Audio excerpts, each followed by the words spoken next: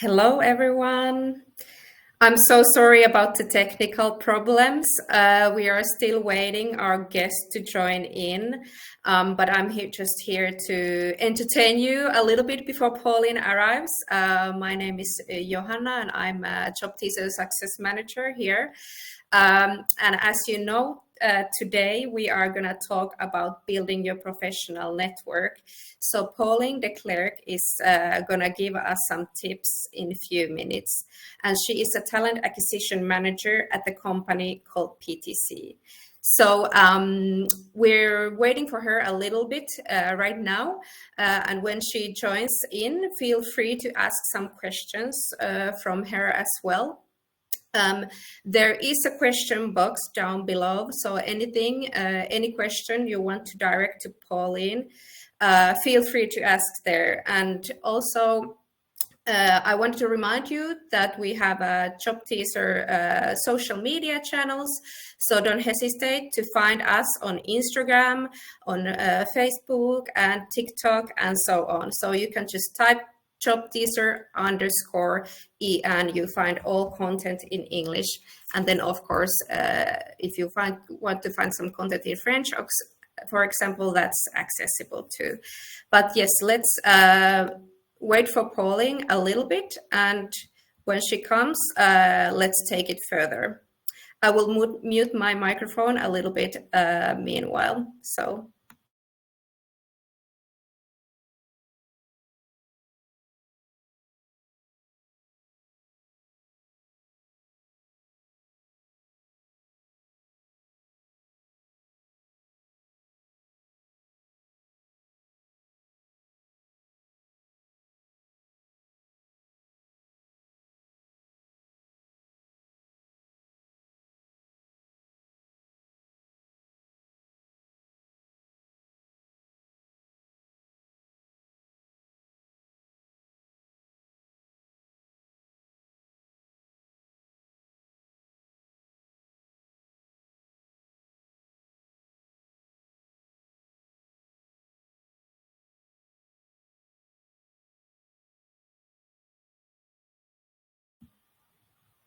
So everyone who is just joining in now, just to let you know, we are waiting for our guest. There she is. Hello, Pauline. Just one sec. Don't worry, I already explained to students a little bit about this masterclass. Hi, how are you? In a meeting that was running over considerably. Don't worry at all. I already explained the students a little bit about you and who you are. So I guess we can start now. And you are here to give us some advice and tips on how to develop our professional network, and specifically on how to conquer your online reputation and how to optimize your LinkedIn, right? So maybe we can start. If you can tell us a little bit about yourself and your professional and academic background and about the company you are working in, so the students can a little bit identify with you. Yeah, absolutely. So I am Pauline. I am originally from Belgium, but have been living in Barcelona now for 7 years. I studied a couple of things. I studied applied linguistics, communication, marketing and sales management, and then somehow ended up in recruitment. I've been now working in talent acquisition for a little bit over 5 years. 3 years and a half of those years I've been now at PTC, not the most well-known company, I'm very much aware. We make industrial software solutions, basically. So we want to enable the digital world to, transform the physical one. So we don't make an end product. So that's why we're not very well known on the consumer markets. But I can guarantee you that almost any day you are using a product or come in touch with a product that has been, manufactured using our software, is being serviced using our software. So even though we're a little bit invisible, we're quite a big company. And so, yeah, now I take care of basically all of the recruitment in all of Europe. And then, yeah, talent management, internal mobility, hiring strategies, etc. All right, very interesting. So it sounds like that you are very experienced, and that's why we ask you to join and tell us how to optimize your professional network. And this is usually one of the first questions we receive from students. So what is the best way to develop your professional network when you are a student and have only little experience? So can you give us some insights about that? Yeah, absolutely. So it's important to realize that you already have a network. From the second you start studying, you basically start building out your network.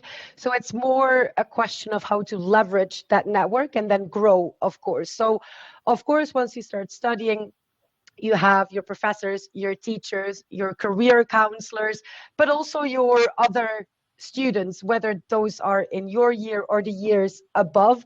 So leverage that, the university network, let's say, and really get involved in other activities, extracurricular activities. Those can be student associations. Any university has those different clubs. They can also have nothing to do with your university. It can be hobby clubs, whatever it may be. And that is also how, you start meeting other people. Keep in touch with, your former classmates, your current classmates. Go to professional events. There's loads of career fairs out there, workshops.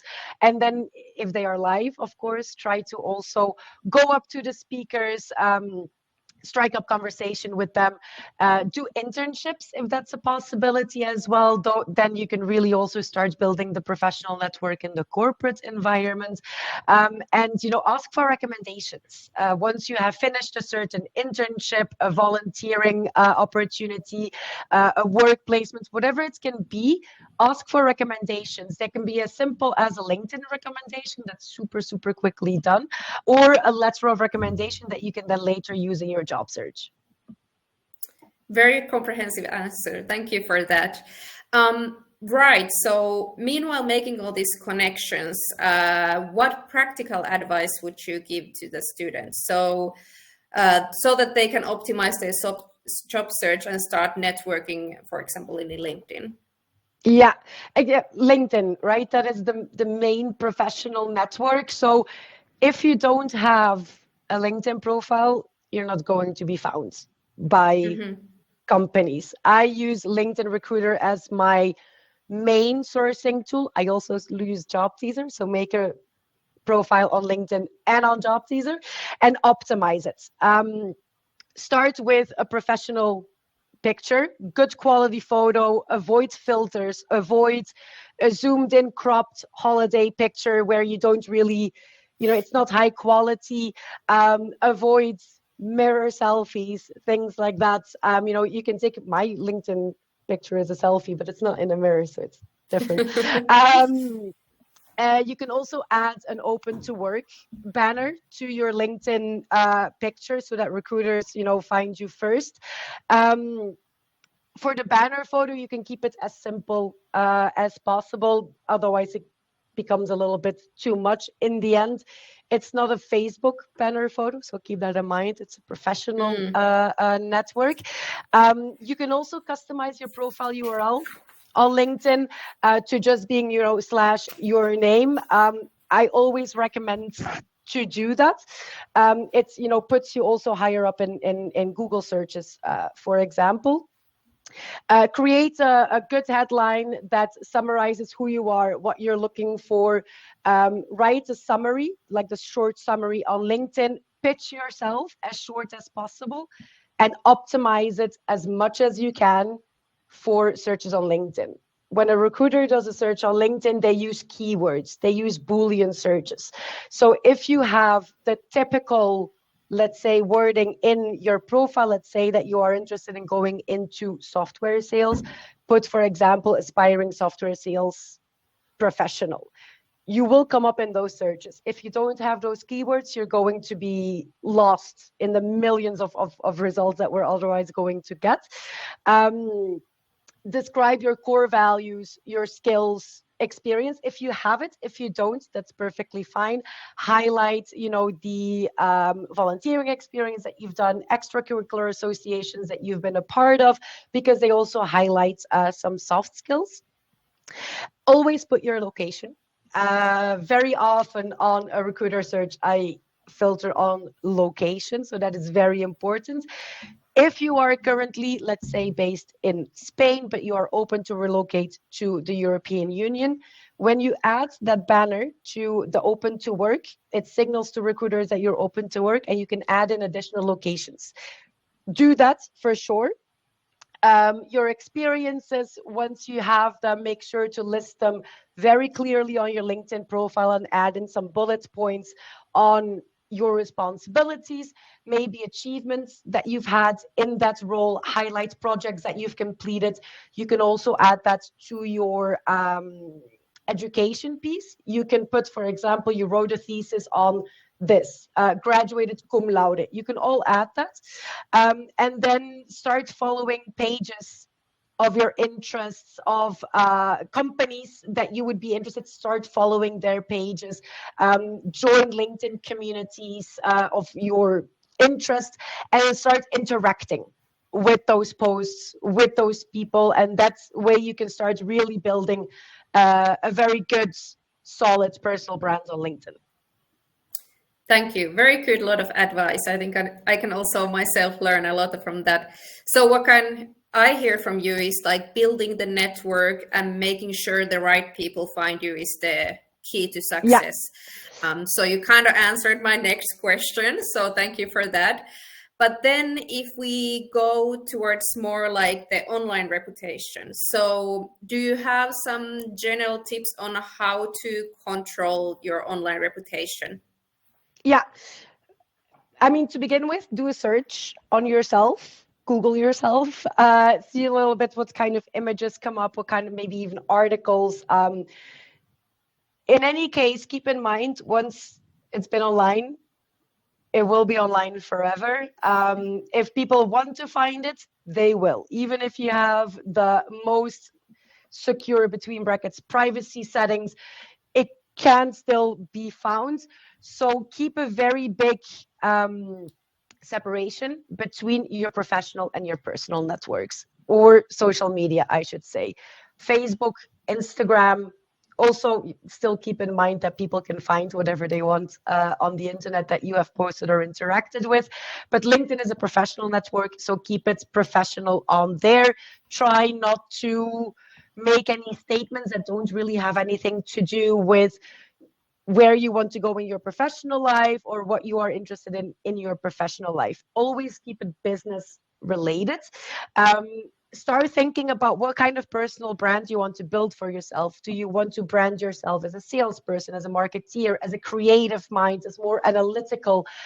Start thinking on that and build your profile based on that. Start following communities based on that, and then everything flows from there.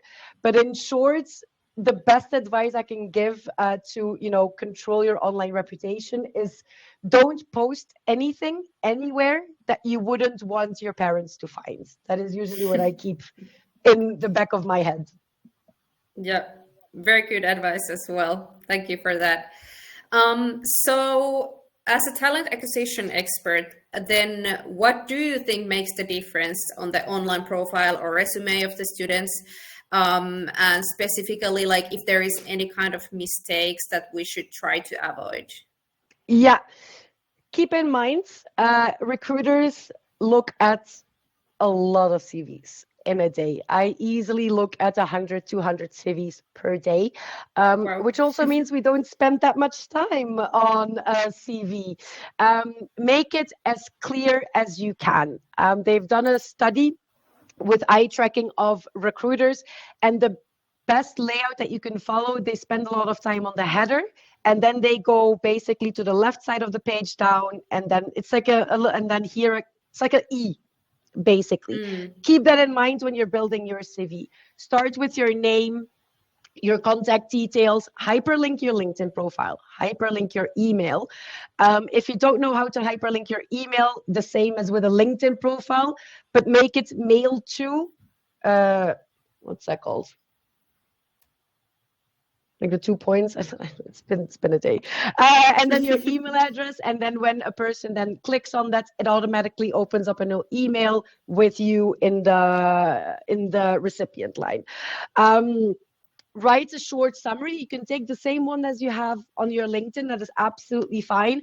As to that defines you as a person. Who are you as a person in a professional, don't put on there that you're the funniest one of your friend group. It's not very necessary for a role. Where you want to go in your career, aspiring, whatever it may be, try to put something in there that is also a little bit more concrete for the job that you are applying for. We love that. And then the biggest one, I would say, attention to detail. Mm-hmm. The biggest pet peeve that I have, and that I know a lot of recruiters in my network have: spelling mistakes, grammar mistakes, layout that is all over the place, that is not really clear. For example, you put 3 experiences. For the first one, you put dates first, then the role name, then the company, then on the next line you put the company first and then the dates, etc. That is very confusing and won't do you any good, to be honest. Other than that, a lot of students come up to me and ask, like, yeah, Pauline, I have no experience. What do I put on my CV? Not to worry. We've all had maybe student jobs. For example, if you've worked in a restaurant as a waiter, put that on there. Hospitality industry. It shows that you are stress resilient, that you work well under pressure, etc. That you're a people person. So put experiences during your student time. Put experiences abroad, like an Erasmus, volunteering experience, extracurricular activities that you've done, projects that you've done in university. For example, we built a business plan for this kind of business, etc. They highlight soft skills, right? It's not all about the hard skills always. And then finally, minor things. Always use a PDF formats. Always submit your CV in the same language as a job description. If the job description is in English, submit an English CV. When it comes to the picture, I personally am not a fan. I usually do not use a picture on my CV because it gives way to unconscious bias by the recruiter, right? And we all have unconscious bias, myself included. If you do, that's perfectly fine. Just the same as with the LinkedIn one, use a professional, clear picture, ideally just of your head, maybe, chest up, but refrain from, heavily filtered photos, mirror selfies, cropped, zoomed in pictures, just a professional, we all have very good smartphones nowadays. Yeah, that's true. All right. Thank you very much. So once again, what I'm hearing is like really optimizing the CV and LinkedIn and use everything. Keywords. Also, when you want to really be picked up by an ATS, a very good way of finding out good keywords, because of course at first you can be like, I don't know what keywords to use. Just do a quick LinkedIn job search. For example, you're looking for a sales development role. Go look at a couple of job descriptions and see what kind of words they use. We're looking for a self-starter, self-motivated, pipeline generation, things that, and you will start to see words that constantly come back. Put those in your CV, and the ATS will, you will thank the ATS then afterwards, because then you will be better matched. Yeah, that's very much true. So we have been talking a lot about LinkedIn. So do you have, or can you recommend any other website or anything else to build your network outside of LinkedIn? Yeah, I mean, LinkedIn is the biggest one, right? It's a little bit the dominating one. You have also, smaller ones that are a little bit more country specific, like Xing, which is basically the German LinkedIn. You have Job Teaser. Of course, a lot of companies are using Job Teaser also to proactively contact candidates. But yeah, I would say LinkedIn really is the main one. There's also companies that will, post on Facebook groups of, for example, looking for a job in Munich. There are always, there's a Facebook group for anything. But then most definitely keep in mind that if you engage with a company on Facebook, they will be looking at your Facebook profile. So just, focus on that. But I think LinkedIn is the best option that you, or the best tool that we currently have. Yeah, that's right. LinkedIn definitely is the most important these days. All right, then. So once we have applied all this good advice, where can students find these networking events, and when they attend, how should you present yourself and act on that event? Yeah, I mean, Job Teaser has an events module, so keep an eye on that. Follow the pages of the companies that you could be interested in. They also post their events on Job Teaser. They post articles about it, so be active on Job Teaser. LinkedIn also. You can post a lot of events on LinkedIn, so you can also do a quick search there. One platform that I personally use quite a lot is Eventbrite, where you can also filter on type of events, and there's a lot of free networking events there as well.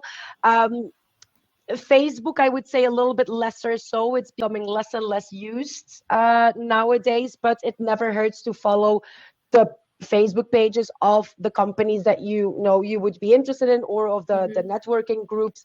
And then your own university platforms. I'm sure that every university has their own platform, their own newsletters as well, where they highlight different events going on. So use that. That there are several people in the university whose job it is to get their students in touch with these events, with these networks, etc. So leverage that. When it comes to how to present yourself, it's going to sound very cliche, but it's true. Just be yourself. Don't try to portray yourself as somebody else. It won't work, and in the end, you're going to dig yourself into a hole the longer that you keep that up. Just go in with an open mind. You can as well go with friends, right? At first, it can be very daunting to go alone by yourself. So go with friends. Just then remember you're there to network, right? So also break up from them, go and introduce yourself to people, strike up conversations, ask questions. Be sure, especially when it's career fairs, for example, prepare your pitch, right? Your elevator pitch, as they call it. Short and sweet. Can't be more than 2 minutes. 2 minutes even is quite long, to be honest. Try talking for 2 minutes and you'll see that it's quite long. But just a very short introduction. You don't have to go into any detail, because that's what the next conversation is for, right? Otherwise, that person is going to get very bored with you very fast and make up an excuse to go talk to somebody else. Show interest, right? Be engaged, ask questions. If it's a forum with the opportunity to ask questions at the end, try and think of questions during the event that you can ask. People always remember the ones that ask a lot of questions, and stay positive, stay open to opportunities, and dress in a smart casual. Let's say it's not the most. I mean, just don't go in a bathing suit, or in flip flops. But also, just dress in what you feel comfortable in, and then you will also portray that comfort. All right. Thank you very much for all this advice. So we have been really talking about that keeping also in touch with people is very important. So how would you keep in touch after the event with the people you have networked in the event? Yeah. Yeah, exactly. So basically, during the event already, you can start adding people on LinkedIn on the spot. There is a function on the LinkedIn app which shows a QR code. If you scan it, you're automatically connected with that person. It's something that I use at career fairs all the time. It's super, super useful. But then again, I also lose track of who I have added to my network. So then I'm always very grateful when people send a follow-up message. Those people that you're trying to connect with, very often, a lot of people are trying to connect with. So send the follow-up message after the event, like, hey, it was so good to meet you. I really liked this and this and this of the exchange or of the presentation or whatever it may be, but it shows that you actually paid attention.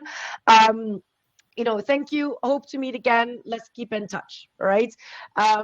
If you feel brave, you can always say, hey, what about, grabbing a quick coffee, talk about career opportunities or whatever it may be. If they say no, don't take it personally. I have said no to these requests before simply because, time. You've seen it. I connected 10 minutes late, so there's Yeah. a lot of meetings. But don't take it personally. It will happen. There will be people that won't respond at all. Don't take it personally. It happens, right? You keep going, and then eventually it will pay off. Just try not to spam people. Don't send a person a message every week and just keep it open. And then once you're connected, of course, you're going to see them show up in your feed. Engage with their posts, like it, comment on it. It's, makes your name pop up again in their notifications, and it will serve as a little bit of a reminder of who you are. Definitely. Thank you very much. This was all very helpful information. And now we have been 30 minutes in, so I'm thinking that maybe we have some time for some questions, right? So let me pick some of the good questions from here that people have asked. So first of all, we have, what should I focus in my elevator pitch? Yeah. Depends a little bit on what you're trying to achieve, right? But in general, I would say if we're talking about, you're a student, recent graduate, and you're going to these career fairs, etc., try to, you quickly introduce yourself, who you are, who you're from. What are your, let's say, 2 or 3 skills that you have, and why those skills make you appropriate for a career in, etc. Why are you looking for that career, right? It very shortly highlights who you are as a person, what are your skills, and where do you like to go in your career using these particular skills. Thank you very much. Then we have another question. We have somebody asked, what did you say the name of the app you use to collect these details via QR code? But you were talking about that's a feature in LinkedIn, right? Yeah, exactly. It's a feature in the LinkedIn app itself. Yeah. So you can find that in LinkedIn. Perfect. Then let me see. I'm trying not to answer 2 similar questions. Do you have any literature you would recommend? So probably like perhaps books, or this could be probably blogs, articles, something like that. I'm not a very big reader, to be very honest. But I'm sure if you type in Amazon or even just in Google, books on how to network, I'm sure a lot of recommendations will come up. With me, it just kind of came with the territory, so I just kind of went with it as I went along, to be honest. Yeah, I also just read a lot of posts on LinkedIn. So if I find interesting people who post about recruitment, I usually look tips from there. And there's a lot of Instagram pages, for example, all kind of content creators who do that and link what to do in LinkedIn and so. There's another question saying, thanks for the advices for so far. Quick question. Is sending CV in LinkedIn DM or cold email a good idea? It's never going to hurt, right? But also check on the career page of the company that you're cold emailing or whose recruiter you're contacting. They often have an open application role, let's say, where you can upload your CV and then it's in their files, in their database. You get matched against current or future open positions, and then keep an eye on their career page. But it never hurts, right, to send over a CV directly to a recruiter. But then very often you will get a response like, hey, so sorry, we don't have a current role. Keep an eye on the career page, or sorry, not, for now, not a current role fitting to your profile, but don't hesitate to look at the career page. Those messages as well, don't take those personally. This happens quite a lot. But the best recommendation I can give here is to also have a look at, the company website on their career page if they have an option for an open application. Yeah. All right. Thank you very much. We have a lot of questions, but that's good because we still have quite a lot of time. I also have a question about time. How much time do you spend networking once you have a full-time job, which satisfies all your needs? That heavily depends on your job, on where you want to go, on how much you want to network. There's no correct amount of networking. It's not a very, there's no clear path in networking. You basically just cater it to your personal brand that you want to develop, the kind of people that you want to connect with, and the career that you want to build, right? An engineer, for example, is not going to network as much as a recruiter. It heavily depends. There is no right amount of networking. It depends on yourself, basically. Yeah. And I guess if you want to change careers or something like that, then it might be more important than if you want to stay in same industry and stuff like that. Yeah, exactly. Because in the end, once you start knowing people, then it's already easier to step into that career change. I mean, we see that very, very often, that people come over to our company, for example, from a completely different industry, completely different roles, but that, started coming to our events, started coming to, our talks, etc. And that way, they started building a little bit of a network already within the company, which made it a lot easier for them to make that step, right? Because then once we see that CV pop up, even though there is almost zero match to the position that we have open, we will have the hiring team saying, no, but I know this guy, I talked to him at that event, and actually, even though that he doesn't have the hard skills, he definitely has the soft skills. Let's have a talk with him. Exactly. Thank you very much. We have another question, a little bit related on like time and making career and stuff like that. It goes, while being young, should I focus on making money or making personal network? If you have to choose one, I guess. Why not both? Yeah. Why not both? They're not mutually exclusive. But in the end, that's a personal decision, right? But Yeah. I don't think they exclude each other. So you can make money while building a network. Yeah, exactly. Then we have question for someone who has a career event this week. How can I build my professional network in person? I guess we kind of answered already that. So I don't know if you have anything to add. Yeah, I mean, go to the career fairs, go to the events. There are, for example, I can mainly speak for Barcelona, of course, because that's where I am based. But you have, a lot of organizations that focus exclusively on doing career fairs, like, for example, Job Barcelona.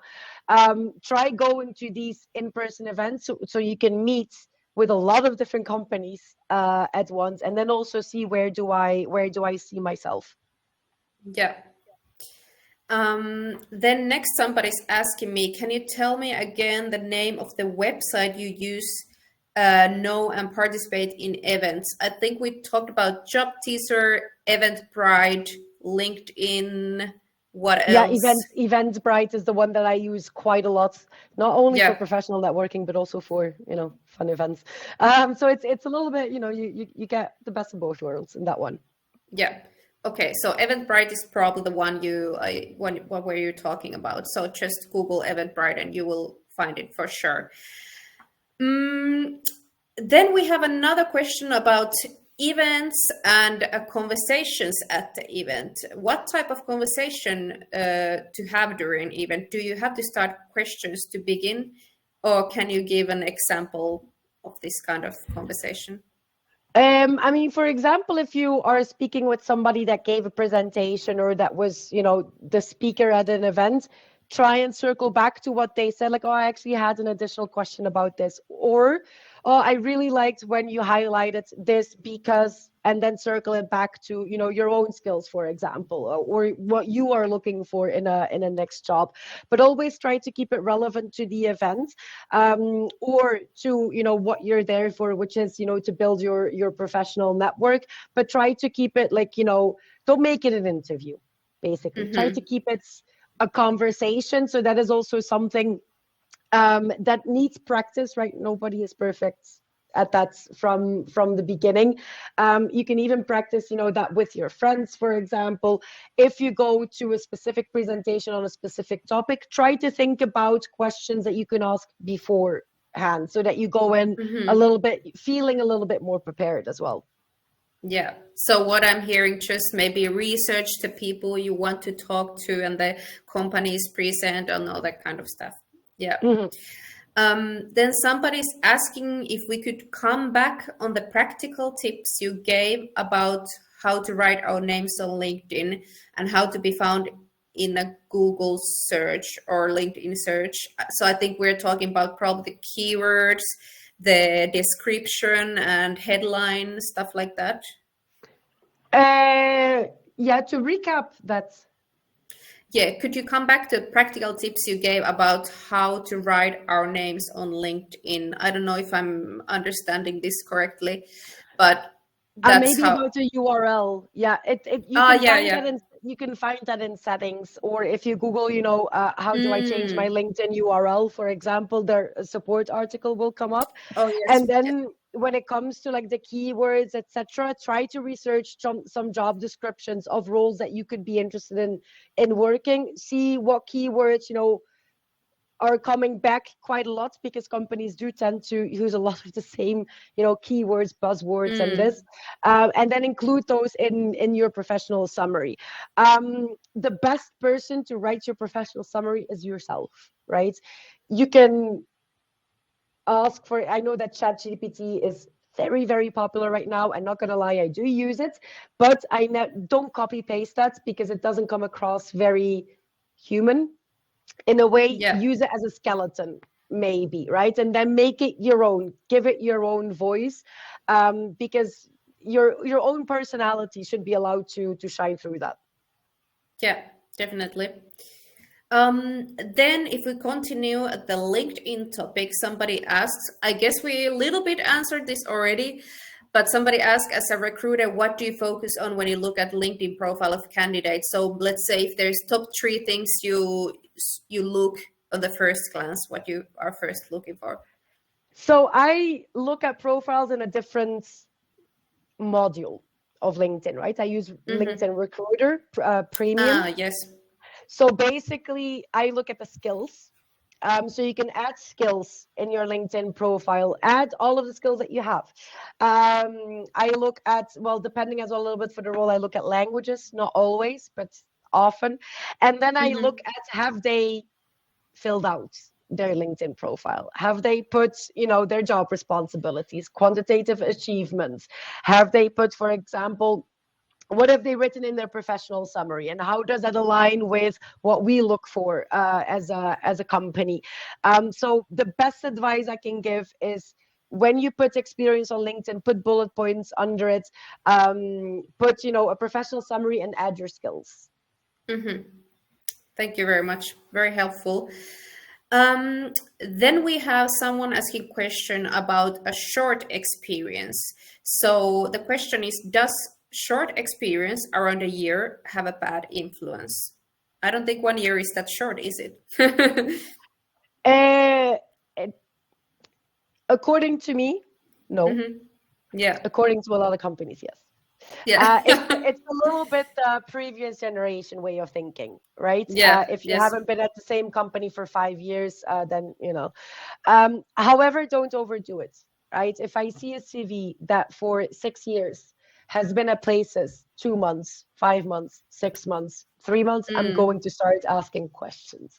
2 months is not enough to be onboarded, right? So if you have a certain person that is 5 years in sales, but every experience has only been 5 months, it's not the same as having 5 years of sales experience, because by the time you get to the 5 months, you're not fully selling yet. However, it doesn't really have that big taboo about it as it did before. Yes. And you never know the reason why there are, short experiences, right? Just try not to have only short experience if you have a lot of experience, right? If you don't have a lot of experience, of course, I've had short experiences on my CV, right? But it's not the same, immediate no as it was before. Yeah, and I guess it also depends really if it's an internship or something, because internship experience is always 4 months, 5 months, 6 months. Absolutely. That's And very you can add that understandable. to your LinkedIn as well, that it was an internship, and I would recommend doing that.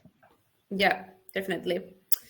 Then we have someone who is telling that they have experience in some other stream, but they want to change to another stream. So I'm thinking about, we're talking about careers and fields. Is it how can I build that? Is it possible that my CV will be attracted by employers?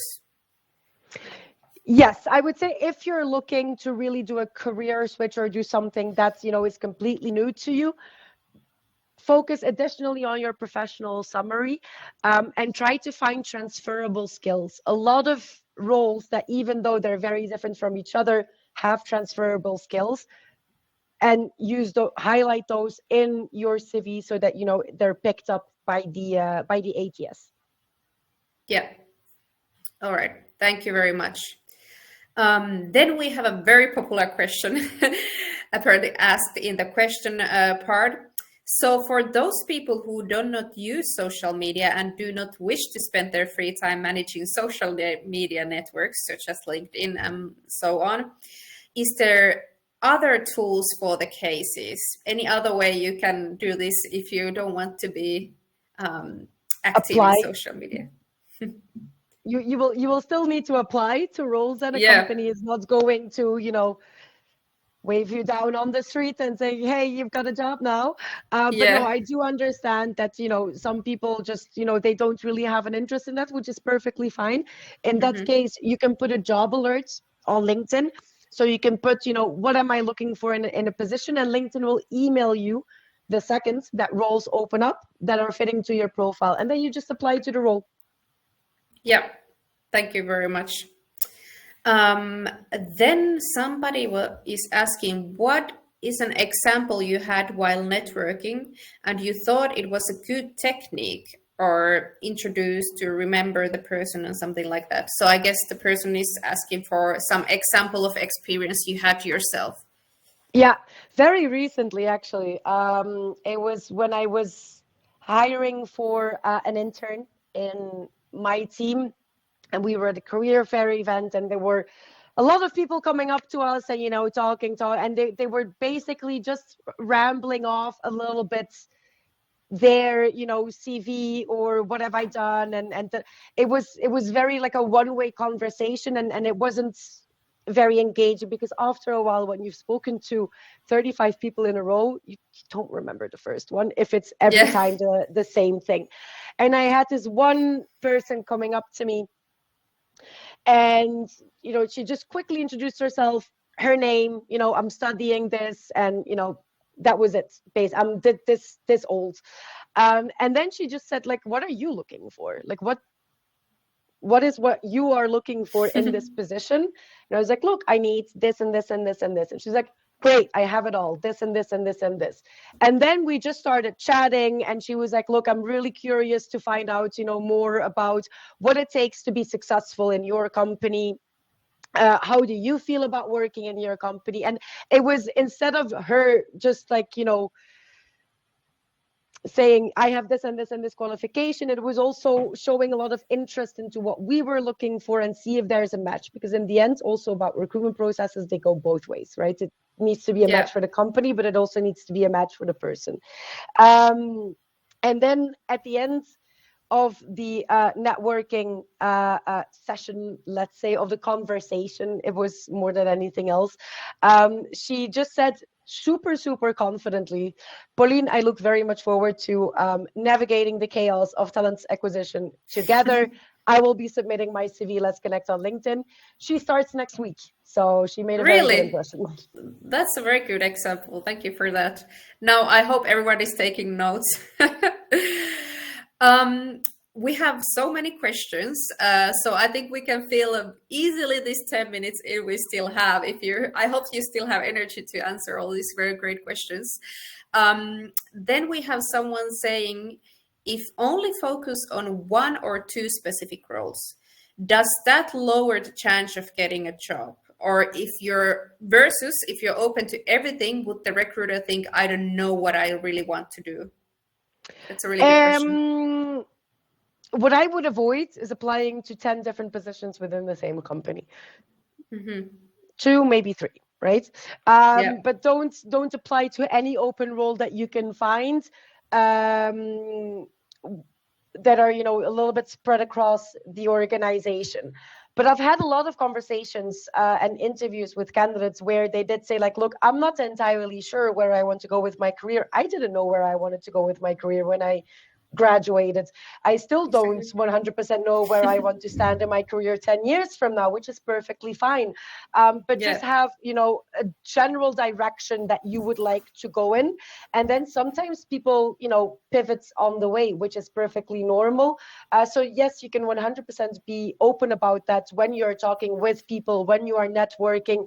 You can even ask advice surrounding that, saying like, oh, you have been in this sector for so long. What kept you in the sector for so long? Because I'm not really sure where I want to go. So I'm trying to get as much information as I can from as many people as I can. And they will very, very happily tell you, you know, why their sector, their role excites them. And then you can, you know, pick the information from there and then try to see a little bit what direction you want to go in. Yeah, definitely. So if we imagine a scenario where I would be applying a company, but there's maybe 2 or 3 interesting roles that I want to apply all of them, like what's the right way to navigate that? Like, do I just apply all of them? I mentioned I apply to the other roles, or should I just contact one person and ask something about what is the most fitting? Yeah, absolutely. So typically, you know, companies have internal ATS systems where they can see, you know, what positions you have applied for. Mm-hmm. There's different options here. Yes, you can apply to 2 or 3 roles. And then, you know, once a person reaches out to you, schedules in an interview, you can also say, like, hey, so I've applied for this position, but also these other 2. Can we discuss all of them, or just see, you know, where I can bring the most value? A lot of companies as well list the recruiter on the career page. If you see that the recruiter is the same for all 3, apply to one, reach out to the recruiter on LinkedIn. Hey, just applied for this role, happy to discuss.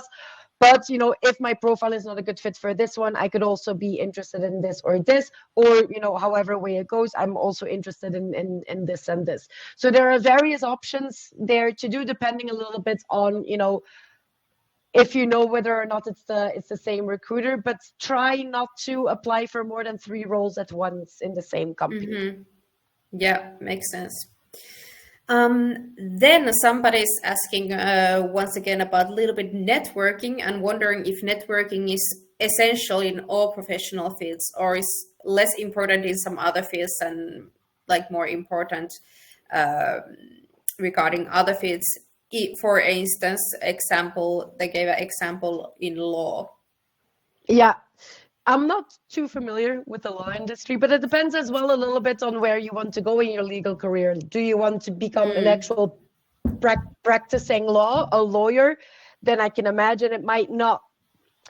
At first, maybe yes, to build your client network, of course, but I can't really speak for the legal area. If I look at the area that I'm familiar with, which is, you know, industrial software, of course, a salesperson, a customer success person, a customer facing person, they're going to have to rely a lot more on their networking skills than a full stack developer, for example. So it depends. It does depend a little bit from area to area. Absolutely. Yeah, that was the first thing that came to my mind too. Like if you're IT expert or developer, probably you're directly recruited after you graduate, Oh, yeah, you and you have don't need multiple to offers, even. before graduating. Yeah, yeah, you have recruiters hunting you already when you graduate. So yeah, definitely there are some differences. Okay, so we have 5 minutes. I think we can fit in 2 or 3 questions. I have a lot of questions here, so I'm gonna ask you first a very popular question. What do you think about the usage of AI for the elaboration of CV and motivation letter? And maybe extend this question, like if somebody does that, can you notice it, or does it really matter, or what do you think in general? I think it's a great tool. I use it myself. I use it myself a lot at work. I don't copy paste whatever it gives you. Hmm. ChatGPT, which relies on AI, is an amazing tool, and it was an incredible leap forward in the AI space, especially when it comes to language and pattern recognition. Don't rely on it fully. It's still not a human, right? Hmm. You can absolutely use AI, use ChatGPT to give you, an outline of something, but personalize it afterwards. Make it your own. You will also feel a lot more comfortable during network events, during talking with people, or when you are, presenting your CV, for example. You will feel a lot more comfortable when you made it your own, rather than, just take it 100% off of an AI tool. It won't feel personal, right? Hmm. Can I say that I 100% can recognize a 100% chat GPT CV? I don't know. I, I, I haven't had the situation yet, but no, I do think it's a good tool to use as a support. Yeah, yeah, definitely. So if I understood correctly, feel free to use it, but don't sound robotic. Edit it, personalize it, make it sound like it's you actually that wants to apply for the job and not the not the Yeah, AI. Yeah. Um, uh, is there a difference between motivation letter and cover letter? no, same thing. Same thing. Okay, that was very quick to answer. Also, don't focus too much on the cover letter. It's not really done anymore. Yeah, I would, I'd rather spend more time on my CV than on my cover letter. yeah, definitely. All right. I think we still have room at least one question. Let's see how fast we handle this. Again, about networking, how to network when one don't have a specific position or department in mind as a student. Maybe we touched this a little bit, but more specifically, once again, if you're really not sure what you want to do, where to Yeah. start, so to speak. Look, if you're, for example, going to a career fair and network there with different companies, just you can always see beforehand what companies are going to be attending, right? Make yourself a list of the companies and what sector they are active in, right? A recruitment agency, industrial software, HR software, whatever it may be. And then just go up to them and just say, like, hey, I'm interested in learning more about your company. What is it like to work there? Da, da, da. Just keep it general. You don't have to go in and say, I am Pauline and I'm looking for a sales role. You can keep it as general as can be, to be honest. If you go to speaker events that are, about specific topics, and it can be about anything really, you can just also introduce yourself to the people, like, look, I am studying this. Do you have any advice for a recent graduate on today's job market? For Yeah. example, you can keep it as general as you want it to be. Nobody has it, fully figured out. So no worries about that. Yeah. Yeah. All right. So we have 1 minute left. So unfortunately, maybe we don't can't take any more questions. But thank you so much for everything who sent questions. Thank you, Pauline. Thank you so much for your time. I think this was super helpful, not only the students, also for me. I think everyone who has presented, everyone who will see this video. And lastly, I would just like to remind you that you can find a lot of content on Job Teaser and also on our YouTube, Instagram, TikTok, and so on. So once again, big thank you for Pauline and everyone. Do you have any last words? Goodbyes? No, just thank you all. I can already see the LinkedIn connection streaming in, so very good. Really? And yeah, no, thanks a lot for joining today. I hope it was a little bit useful. Yeah, for sure. It was very helpful for everyone. Thank you so much. Bye. Thank you. Bye-bye.